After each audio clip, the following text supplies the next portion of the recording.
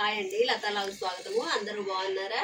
మీరందరూ కూడా చాలా చాలా బాగుండాలని దేవుని మనస్ఫూర్తిగా కోరుకుంటున్నానండి. ఏమండి, లాంగ్ వీడియో మొన్ననే మీ ముందుకు రావాలనుకున్నాను, కానీ కొంచెము ఫీవరిష్గా ఉండి కొద్దిగా దగ్గు జలుబు ఉండడం వల్ల మీ ముందుకు రాలేకపోయానండి. ఏమి లేదండి, ఈరోజు నేను ఇల్లు గురించి మాట్లాడదాం అనుకుంటున్నాను. ఇల్లు అంటే సొంత ఇల్లు గురించి అండి. ఎందుకంటే మధ్యతరగతి వాళ్ళకి సొంత ఇల్లు అనేది ఒక కళ అండి. అది నిజంగా ఆ కళ కంప్లీట్ చేయగలిగితే అసలు ఎంత ఆనందంగా ఉంటుందోనండి, నాకు తెలుసు అది. ఎందుకు అంటే చిన్నప్పుడు కూడా ఫస్ట్ మేము అద్దింట్లోనే ఉండేవాళ్ళం అండి. మా మదరు ఫాదరు ఇంటి గురించి మాట్లాడుకుంటూ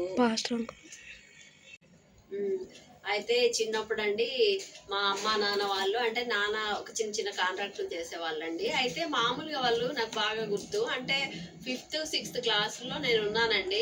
అయితే వాళ్ళు మామూలుగా ఈ నేల పైన ఇలా ప్లాన్ వేసుకునే వాళ్ళు అన్నట్టు. అమ్మ నాన్న కూర్చొని ఇలా ఇన్ని రూమ్స్, ఇంకా ఇట్లాగా ఇలా ఉండాలి, ఇక్కడ వంటిల్లు, ఇక్కడ బెడ్రూమ్ అని వాళ్ళ కింద చాక్ పీస్తో నాకు బాగా జ్ఞాపకం అండి రాసుకునేవాళ్ళు.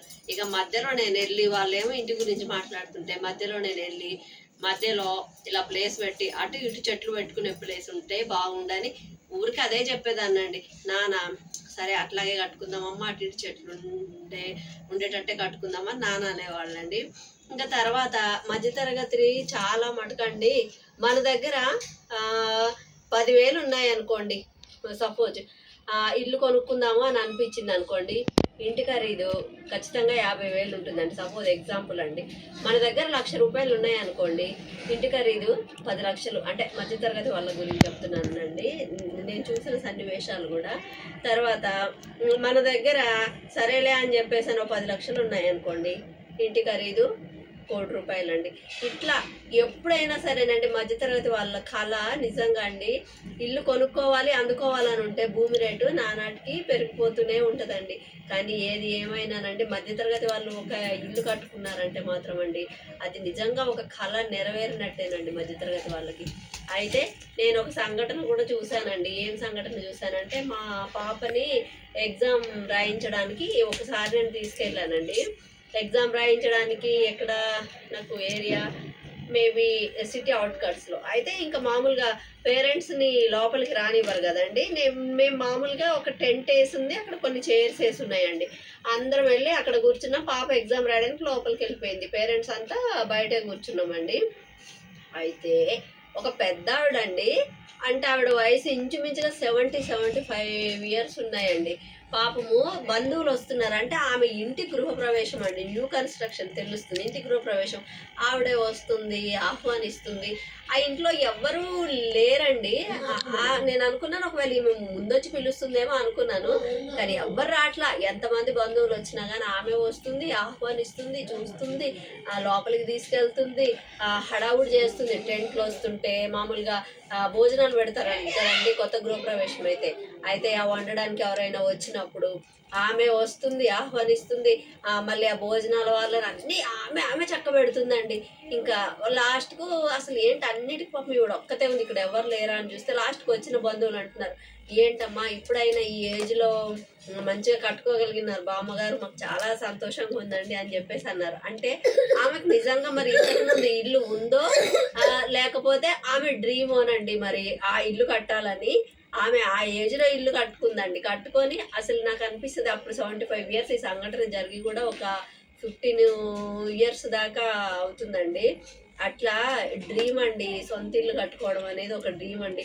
కానీ ఆ ఇల్లు కొంతమంది అపార్ట్మెంట్స్ కనీసము రెంట్ పే చేయలేక ఇక ఈ రెంట్కు బదులు మనం ఈఎంఐ కట్టుకుందామని కూడా ఇల్లు తీసుకునే వాళ్ళు ఉన్నారండి. కానీ ఏదేమైనా మధ్యతరగతి వాళ్ళ జీవితంలో ఒక ఇల్లు పెట్టుకున్నామంటేనండి నిజంగా అదొక డ్రీమేనండి. నాకైతే అలా అనిపిస్తుంది. అంటే అది కూడానండి మనకు కావలసిన రీతిగా మనం ఎన్నో హంగులు ఆర్భాటాలతో కట్టుకోవాలని ఉంటుంది ప్రతి ఒక్కరికి కూడా అండి, పెద్ద ప్లేస్లో పెద్దగా అనేసి. కానీ కొన్నిసార్లు అది నెరవేరవచ్చు, నెరవేరకపోవచ్చు అండి. ఏదైనా మనకి భగవంతుడు అనుగ్రహిస్తేనే కదండి. మనం మనుషులం అనుకుంటే ఏముంటుందండి ఏదైనా కానీ. చాలామంది అయితే అట్లా ఈఎంఐలు కట్టుకొని కూడా కొనుక్కున్న వాళ్ళు ఉన్నారు అపార్ట్మెంట్స్లో. నాకైతే అంటే నా ఒపీనియన్ అండి, అపార్ట్మెంట్స్ బ్యాడ్ అని కాదు కానీ నా ఒపీనియన్ అయితే ఓన్ హౌస్ మామూలుగా ఇండివిజువల్గా ఉంటేనే బాగుంటుంది. మనం మొక్కలు అన్నీ పెంచుకోవచ్చు అని నాకు అనిపిస్తుందండి. దేవుడి దయ వలన మాకు కూడా ఉందిలేండి ఇల్లు, కానీ ఒక చిన్న ఇల్లు అండి. అంటే నేను అనుకున్న రీతిలో ఇల్లు లేకుండిందండి. సరే ఇంకా ముందు ముందు పెద్ద ఇల్లు ఒకవేళ దేవుడు ఇస్తాడేమో. అన్నీ అంటే అన్నీ మనం అనుకున్నట్టు జరిగితే ఇంకా భగవంతుడు ఏముందండి, అట్లా కాదండి. మనం ఒకటి తలిస్తే దేవుడి నిర్ణయం ఇంకోలాగా ఉంటుంది. ఏదేమైనా దేవుడు ఏంటంటే అడిగి ఊహించిన వాటికంటే కూడా అత్యధికంగా ఇచ్చే దేవుడు కదండి. ఒకవేళ నా కోరిక ప్రకారంగా నేను అడిగిన దానికంటే కూడా ఇంకా పెద్ద ఇల్లు, ఇప్పుడున్న ఇంటికంటే కూడా ఇంకా మంచి ఇల్లు నేను అనుకున్న రీతిగా విశాలంగా మొక్కలు అవి పెంచుకోవడానికి అట్లా దేవుడు ఇస్తాడేమోనండి. అయితే ఈ ఇల్లు కూడా మా ఇల్లు చిన్నదైనప్పటికీ నేను ఈ ఇల్లు మాకు దేవుడు ఇచ్చిన ఆశీర్వాదమే అనుకుంటాను. ఎందుకంటే నా జాబ్ కూడా దగ్గరేనండి. ఎందుకంటే ఒక 4 అడుగులు వేస్తే నా జాబ్ కూడా చాలా దగ్గరగా ఉంటుందండి. అలా కూడా ఇచ్చాడు. మరి జాబ్ కోసం అని ప్రజెంట్ ఇది సర్దుకోమని మరి దేవుడి ఉద్దేశం అయి ఉండొచ్చండి. అదే అండి మధ్యతరగతి వాళ్ళ ఇంటి గురించి నేను మాట్లాడాలనుకున్న విషయం అయితేనండి. ఎందుకంటే నేను చాలామందిని చూశానండి రెంట్ ఇళ్ళల్లో వాళ్ళు పడే బాధలు, ఆ బాధలు భరించలేక కనీసం ఈఎంఐ కట్టుకోవడానికి కొంత ఎంతో డౌన్ పేమెంట్ కట్టి ఇలా కట్టుకుందామని చెప్పేసి అని ఆ రెంట్ ఏది ఇక్కడ కట్టుకుందామని తీసుకోవడము, చాలా చాలా రకాలుగా బాధలు పడి మొత్తానికైతే ఇల్లు నిలబెట్టుకున్న వాళ్ళు ఉన్నారు. కానీ ఏదేమైనా అండి మధ్యతరగతి వ్యక్తి అండి, మన దగ్గర కొన్ని డబ్బులు ఉంటే ఇల్లు రేట్ అక్కడ ఉంటుందండి ఆకాశంలో. సరేనే ఒకవేళ అంత సంపాదించామనుకోండి మళ్ళీ ఇల్లు రేట్ ఇంకా పైకి ఎగిసిపోతుందండి. ఇలా జరుగుతుందండి. చూడండి కొన్ని ఏరియాల్లో అయితే అప్పుడు అసలు అడవిలాగా ఉండేదండి. అసలు అడవిలాగా ఏముండదు. ఇప్పుడంట నేను మొన్న ఒక న్యూస్లో చూశానండి, 100 కోట్ల 25 లక్షలు అంటండి ఒక ఎకరా వచ్చి. ఆ ఏరియా ఒకప్పుడు మేము చూసినప్పుడు అప్పుడు ఏంటంటే ఆ ఏరియాలో అసలు ఒక అడవండి. అక్కడ కనీసం మేము ఎంతసేపు నిలబడ్డా ఒక ఆటో కానీ బస్సు కానీ దొరకలేదు. కానీ భూముల రేట్లు కూడా అలా పెరుగుతున్నాయి. కానీ ఏంటంటే ప్రతి ఒక్కరికి కూడా సొంత ఇల్లు ఉండడము చాలా ఇంపార్టెంట్ అండి. కానీ మధ్యతరగతి జీవితాల్లో మాత్రము కొంతమందికి కళ నెరవేరుతుంది, కొంతమందికి ఇది కలగానే మిగిలిపోతుందండి. ఏదేమైనా నేను ఇంటి గురించి మాట్లాడానండి. నాకు కలిగిన అనుభవాలు, నేను చూసిన కొన్ని విషయాలు ఇలా నేను ఇంటి గురించి అయితే మాట్లాడానండి.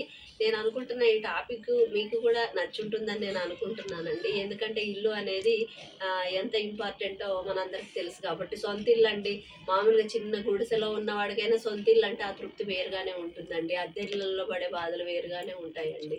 ఆ తృప్తి వేరేనండి. చాలా రకాలండి. సిటీలో అయితే కొనుక్కున్న వాళ్ళు ఉంటారు, కబ్జాలు, ఏమైతే ఏముందండి. ఒక సొంత ఇల్లు నిలబెట్టుకోవడం అనేది మాత్రం మధ్యతరగతి వ్యక్తికి ఒక కలగానే నేను భావిస్తున్నానండి.